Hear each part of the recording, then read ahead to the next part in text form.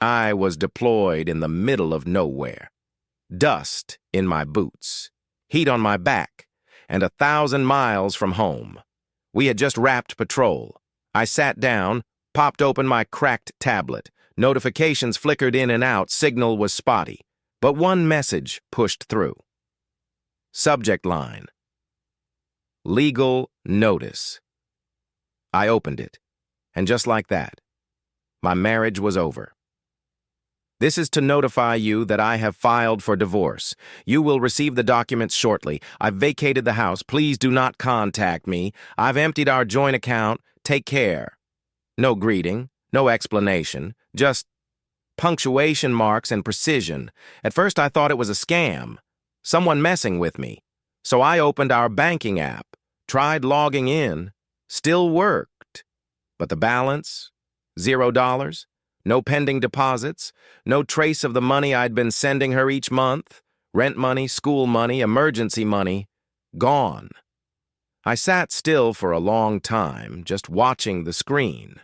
There was a photo of Liam at the bottom, our son, smiling, holding Captain Cozy, the teddy bear he gave me before I deployed. "Don't lose him, Daddy," he'd said. "Captain Cozy keeps you safe." Now here I was, rifle by my side, and not a single damn thing left back home. No wife, no house, no voice, no warning, just a letter, just zero. I filed for emergency leave. It was denied. I was stuck. But I made myself a promise. When I get back, I won't come back to punish. I'll come back for the truth. Before war, there was routine. Not the military kind, the domestic kind. Every Sunday morning, we'd get donuts. Liam always chose the one with rainbow sprinkles. Jenna would complain about the sugar, but she always stole a bite from mine. Then we'd lie in bed, Liam between us. Captain Cozy in his arms, his legs tangled in the sheets like vines, and Jenna's hand resting on my chest. She used to trace the scar on my collarbone, a leftover from a training accident. "Will you come back the same this time?" she whispered once after my orders came. I laughed, not at her fear, but at the idea that I'd ever be someone different. "You're stuck with me?" I said. "Always the same." She didn't smile, just nodded, eyes open too wide. That night I watched her pack my socks, my boots, tucking in little notes for each day. One read, "For your feet, don't let them forget where home is." Another said, "Day 9, I miss your mess." She used to hate my mess. But this time, she wanted the crumbs, the creases, the trail I always left behind. There were good years, not perfect, but full of real things. Liam's first steps, his first word, up. Not mama or dada, just up. We laughed for days. We were real. Before the silence, before the distance, before the first unanswered call. It didn't happen all at once. Not like in the movies, no screaming match, no broken plates, just space. It started with shorter messages. "Busy. Later. Fine." Then came the unread ones. I'd send pictures from the base, me holding up a sign for Liam's birthday, or a quick, "Love you," before night patrol. No reply. No reaction. I thought maybe she was just tired. Being a military spouse isn't easy. Single parenting, late bills, nights alone. But then her voice changed. In one of our rare video calls, I saw her in the kitchen, back turned. Liam was drawing on the floor. "Hey," I said, "guess what Liam told me today?" "I'm tired," she cut in. "I don't want to talk right now." She didn't call me babe. Didn't even look at the screen. Just turned off the call. I stared at my reflection, frozen mid-sentence. That night, I replayed old voicemails, back when she used to sing to Liam in the background, off-key lullabies and laughter. Back when her "I love you" had warmth. Now it was just a dull echo through the phone. Liam's voice broke through once. Mommy doesn't like the phone anymore. She says Daddy's far away. Too far. It hit harder than any ambush. That my own son felt the gap before I had the courage to admit it was growing. It was the last call that felt almost like us. I caught her in a softer moment. She had just put Liam to bed. Hair tied up, sweatshirt faded. No makeup, no mask. "You look tired," I said. "I am," she replied, but not angry. Just spent. I asked if Liam was still sleeping with Captain Cozy. She smiled, barely. "He brings him everywhere," she said, "even to the bathroom." We laughed, and for a second it felt like we were okay. But then she got quiet. Eyes shifted off screen. She fiddled with something out of frame bouquet, and I heard a man's voice in the background. Muffled, low, too comfortable. "Who was that?" I asked. She looked back at the screen, startled. "No one," she said, then added, "Just a friend. Don't start." I didn't say anything. Not then. Instead, I looked at her hands. They were fidgeting with something. A ring. Not her wedding ring. Something new. That's when she whispered it. "You've changed," she said, "even before you left." "What do you mean?" She looked right at me. Eyes glossy, jaw tense. "You stopped laughing. You started counting exits. You were always somewhere else. Like you were already gone." I wanted to defend myself. Say she was wrong. But part of me knew she wasn't. "I'm scared," she said. "That one day you'll come home, but not really come back." That silence hung between us. I told her I'd be okay, that I was strong. But she didn't need strength. She needed softness, presence. And maybe I hadn't given her enough of that before I ever left. The email came after patrol. The desert still clung to my skin. Sweat, sand, gunmetal. I wasn't ready for a war back home. There was no warning, no call, just a sterile paragraph in 12-point Times New Roman. Subject line, "Notification of divorce filing, State of Texas." It read like a business memo, not the death of a marriage. No mention of Liam, no "I'm sorry," no "we need to talk," just a clean cut. Like she had rehearsed it, written, rewritten, polished like a press release. My hands were shaking, not from fear, from something deeper, an unraveling.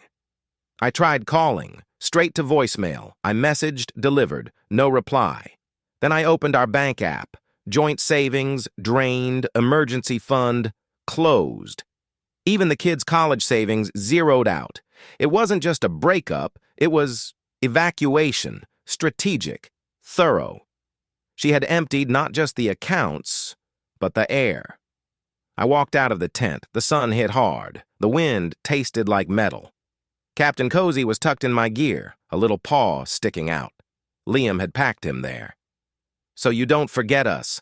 I held him like a wounded limb, like maybe this bear could explain what just happened. I wanted to scream, to punch something, to run. But orders are orders. So I sat and stared at a wall made of canvas. One of the guys walked by. "You good?" I nodded.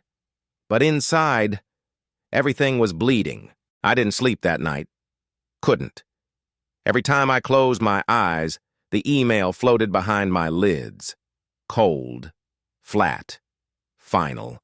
So I opened a notebook, started writing everything down. Dates, transactions, last messages, clues. If this was war, I needed intel. I called the base legal office. They gave me a number for JAG, but they couldn't help much until I was back stateside. One of them muttered something about SCRA, the Service Members Civil Relief Act, said I might have some protections if she violated anything while I was deployed. But none of it felt real. Law, paperwork, dead pixels on a screen. What was real was the silence from her end. I messaged a neighbor back home, an older vet who used to mow our lawn when I was away. "Have you seen Jenna?" "Anyone staying over?" he replied. "Yeah, there's a guy. Blue pickup. Parks overnight." That hit harder than the email. It wasn't just over. It had already been replaced. I watched a video Jenna had sent me once. Liam was singing ABCs. Out of tune, pajamas backwards, Jenna was laughing in the background, not just laughing, snorting. The kind of laugh you don't fake. I paused it at her face, froze the frame. Tried to find a crack, something that showed this woman was already gone. But there was nothing, only the ghost of joy. I clutched Captain Cozy. He still smelled like home, like detergent and peanut butter. And I whispered to the screen, "Why didn't you wait? Why didn't you tell me you were slipping?" No answer. Just static. Something shifted. Maybe it was the way Liam said "daddy" in an old voicemail I replayed for the 5th time. Software hopeful, like he still believed in me, even if Jenna didn't. Or maybe it was just instinct, the kind that kicks in when you realize you're not just losing a wife, you're losing your child. I walked into command the next morning. "I need to talk about emergency leave." My CO raised an eyebrow, but he'd seen this look before, the kind that says, "If I don't go now, I might never come back whole." The paperwork took a few days, but it moved faster than I thought. Maybe someone up the chain understood. I booked a flight for the same day my leave was approved. Didn't even tell her. Didn't send a warning. If she wanted to treat this like war, I'd show up with something she didn't expect. Resolve. Before I left base, I packed light.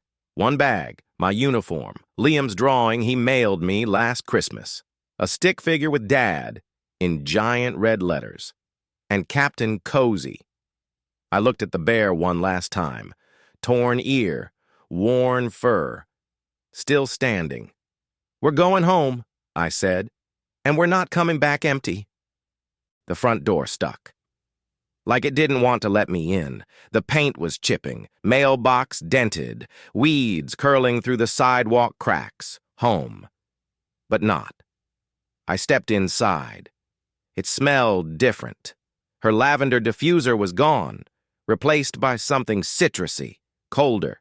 The photos in the hallway, the ones from Liam's first Halloween, our beach trip to Galveston, they were still there, but rearranged, like someone tried to erase me with symmetry. I walked past the kitchen. The fridge had new magnets. A drawing that wasn't Liam's.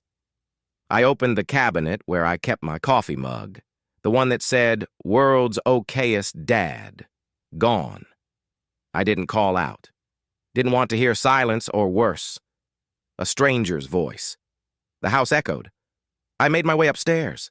Each step creaked like it didn't recognize my weight anymore. Liam's door was shut. I paused. Knocked. Soft. No answer. Inside, tiny shoes lined up wrong. Captain Cozy's twin on the bed. A newer version. Fluffier. Unscarred. I sat in the rocking chair, the one Jenna used to sit in at 3 a.m., feeding him while I rubbed her shoulders, half asleep. A small box sat on the shelf, his keepsakes. Inside, hospital bracelet, a lock of baby hair, a Father's Day card drawn in green crayon. "You're my hero, Dad." I clutched it like a lifeline, because in this unfamiliar house, that was the only thing that still remembered me. She walked in through the back door. Didn't expect me. Paused, keys still in hand.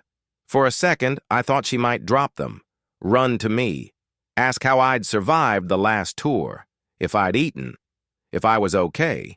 But all she said was, "You shouldn't be here." Her hair was shorter, neater. No trace of the messy buns Liam used to pull on. She wore a blouse I didn't recognize, one that looked ironed. I stood in the kitchen like a guest, hands at my sides, not sure where to look. "I got emergency leave," I said. Didn't think I needed permission to come home. She closed the fridge, didn't offer water, didn't ask why I looked like I hadn't slept in days. "It's not your home anymore," she said. "You left and, things changed." My voice cracked. "I left because I was deployed. For you. For Liam." She wouldn't meet my eyes. "You think that means you get to walk back in and just fix everything? That's not how this works." "Then explain it," I said. "Help me understand." Silence. She leaned against the counter, arms crossed, shielded. "I can't do this with you right now." "Are you seeing someone?" She didn't answer, but the pause was loud. "Liam," I tried. "I just want to talk to him." "He's at my sister's," she said quickly. "He doesn't even know you're here." That hurt more than it should have.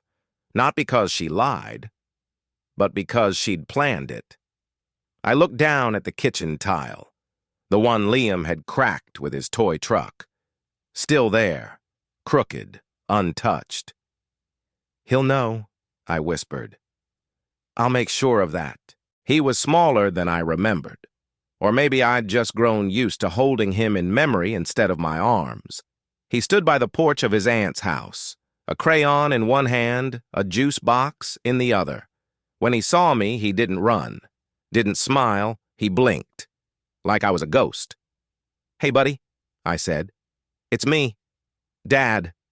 He squinted, tilted his head like he was checking if I still matched the photo on his dresser. Slow steps. Careful. Not scared. Just unsure. When he reached me, he didn't hug. Just touched my sleeve. "You came back." I nodded. "For you." We sat on the porch steps. No big reunion, no music swelling, just two people trying to remember how to belong to each other. He showed me a drawing. Stick figures. One had a tiny hat. "That's you," he said. "Mom says you're in the Army." "Still am," I said. "But right now, I'm just your dad." He looked at the hat again, then at me. "Do you still like peanut butter?" "More than ever." Small smile. Like a door creaking open. And then he reached into his backpack, pulled out something soft. Captain Cozy. The old one, the one I'd mailed him before I left. He held it out to me, paused. "You want to hold him?" I took the bear like it was glass, torn ear, worn fur, still warm from his hands. "Thanks," I whispered.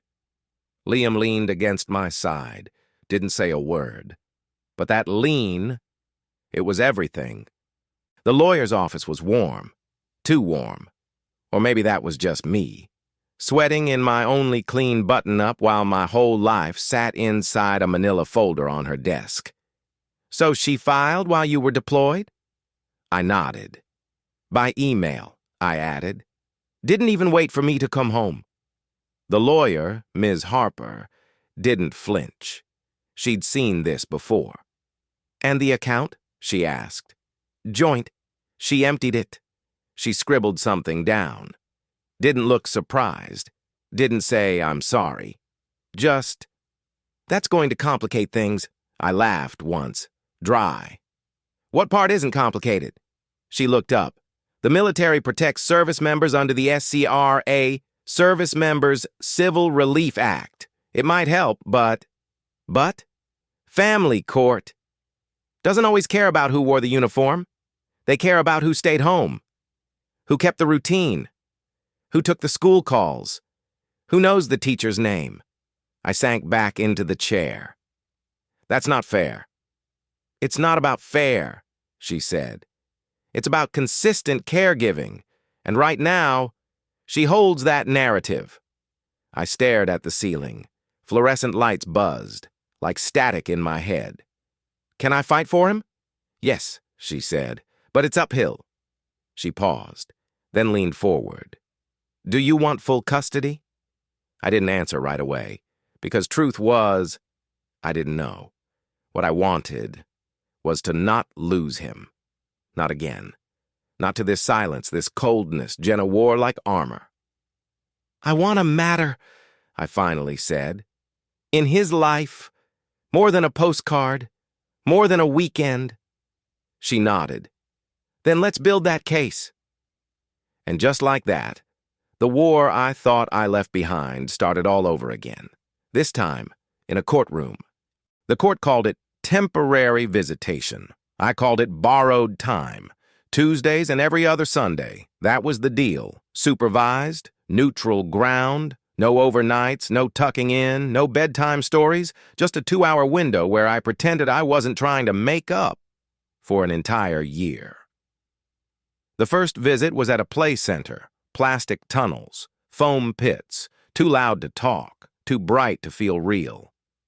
Jenna's sister sat in the corner, eyes on us like a parole officer. Didn't speak, didn't smile.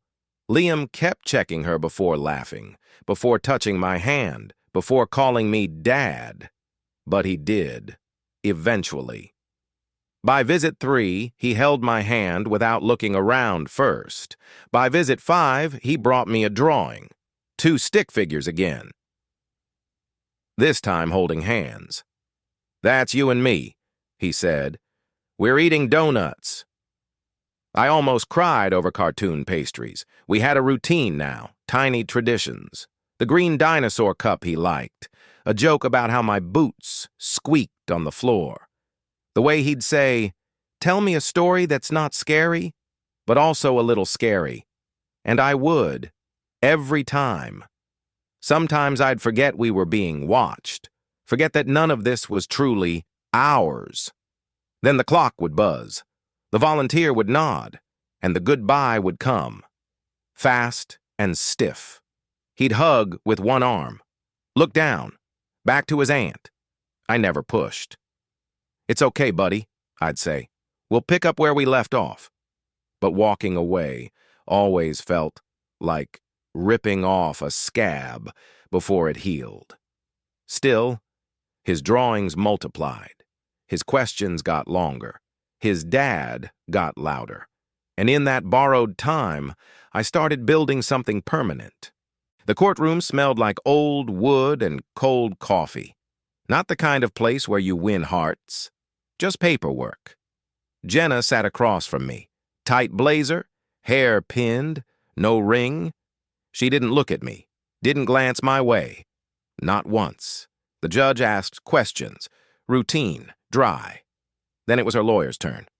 Your Honor, my client seeks sole custody due to the father's long absences, unstable reintegration, and questionable financial history during deployment. That last part, a twist. I clenched my fists. Didn't speak. Ms. Harper leaned in. Don't react, she whispered. Let them overreach. Then came my turn. I stood, hands shaking but voice steady. I served overseas because I was called to. I didn't choose war over family.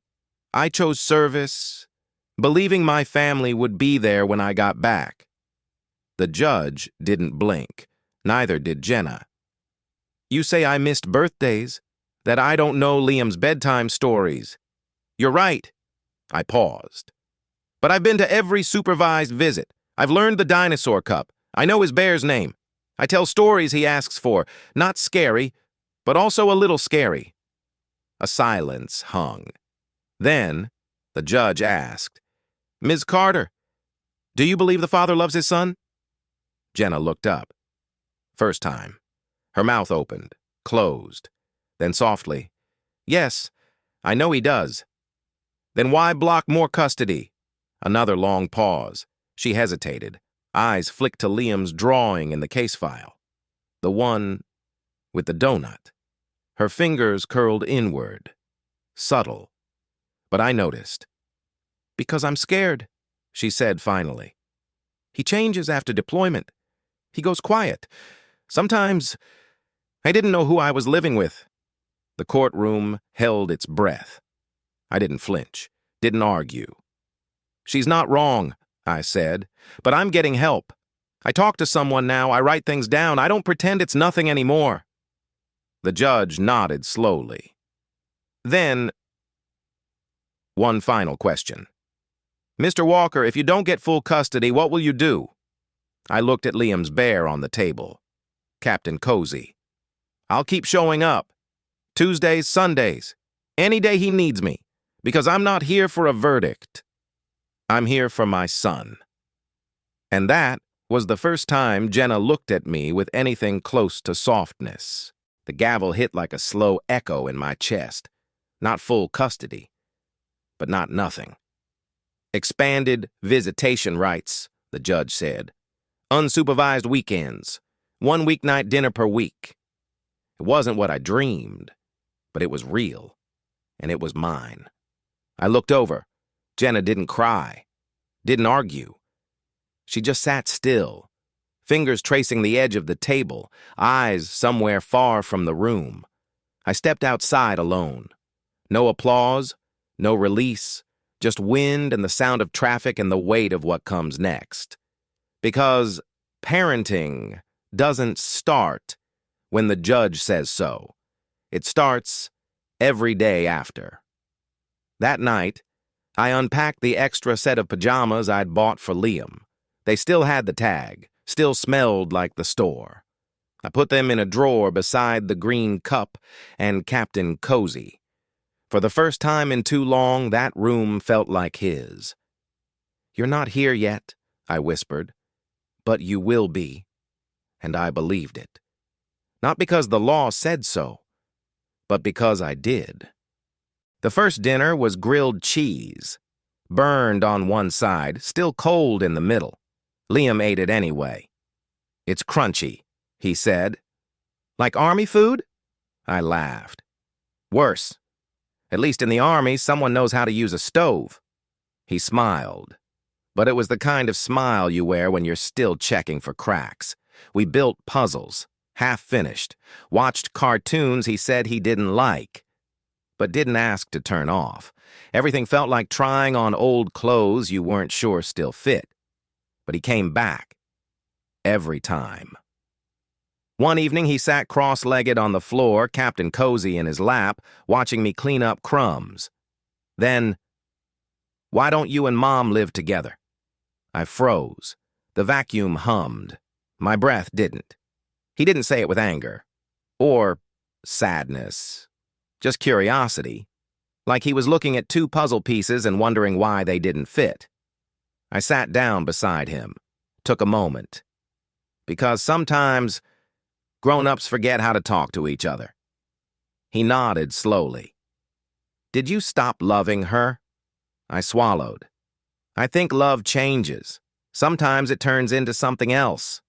Like quiet. Like missing someone who's still in the room. He didn't say anything. Just held Captain Cozy tighter.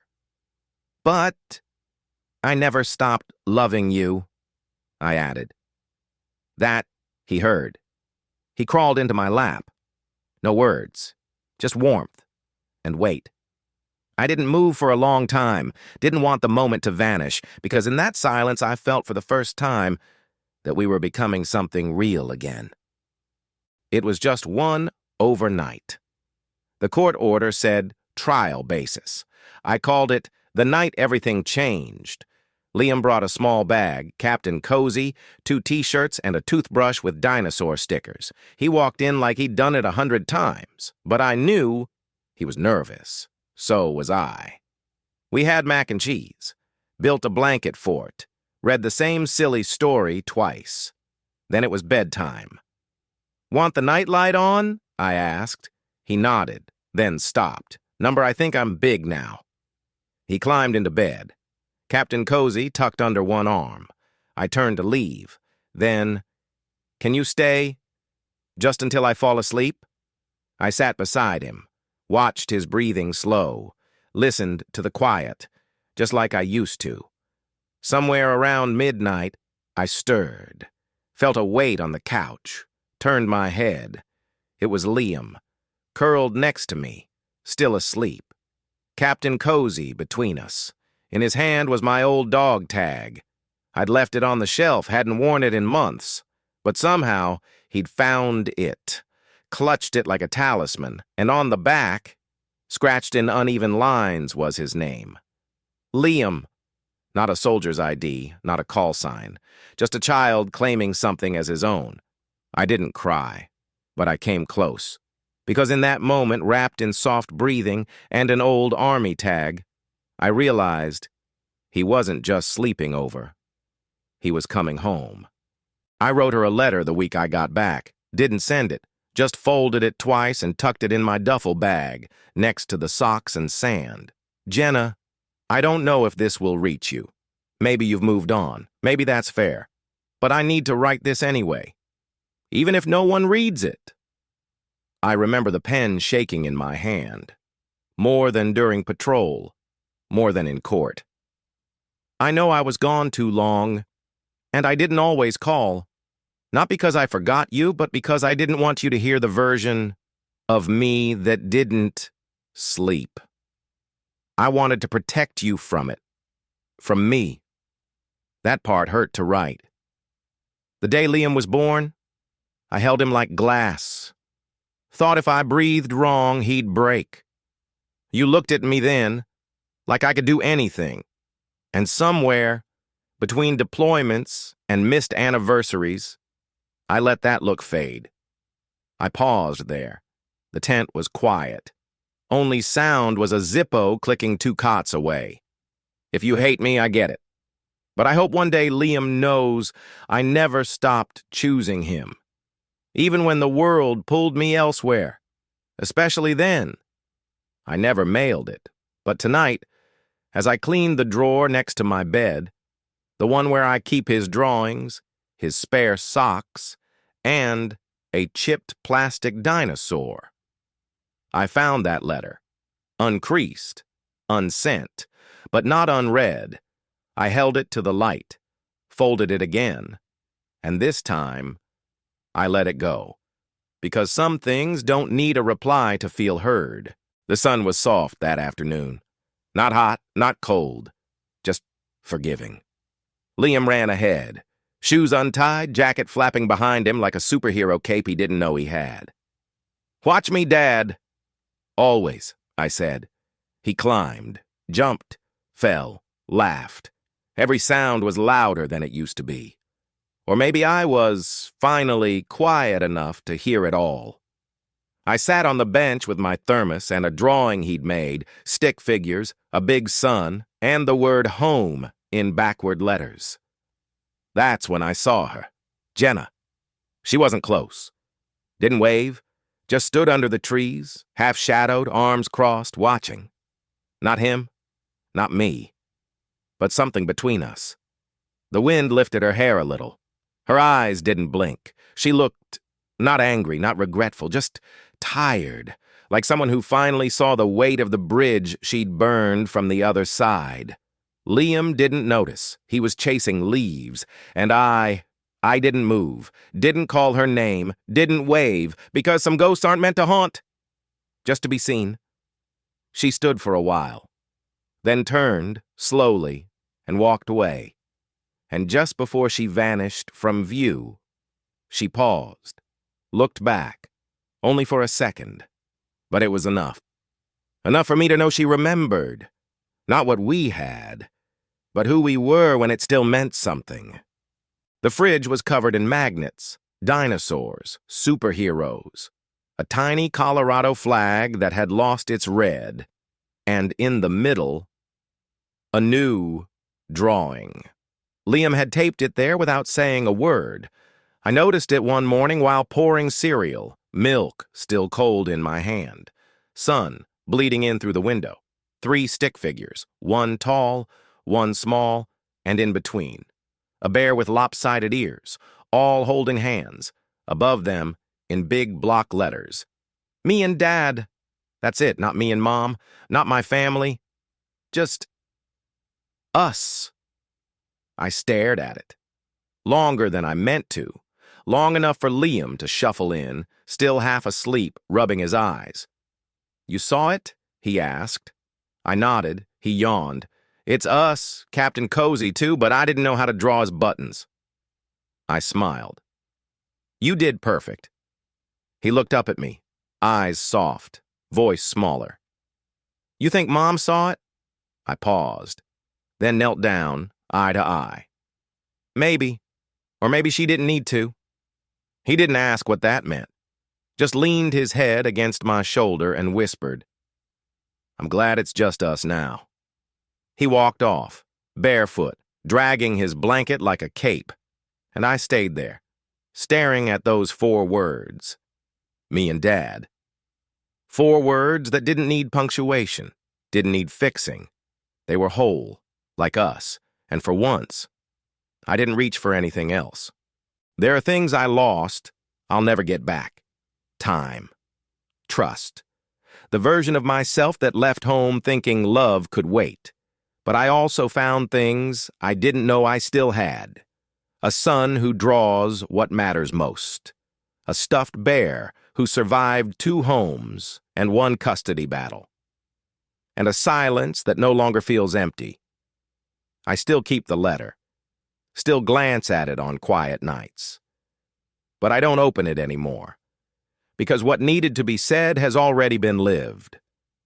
Sometimes the most honest words are the ones you never say out loud. What would you write in a letter you'll never send? And if they read it, would it change anything? Or would it just remind them you once cared enough to try?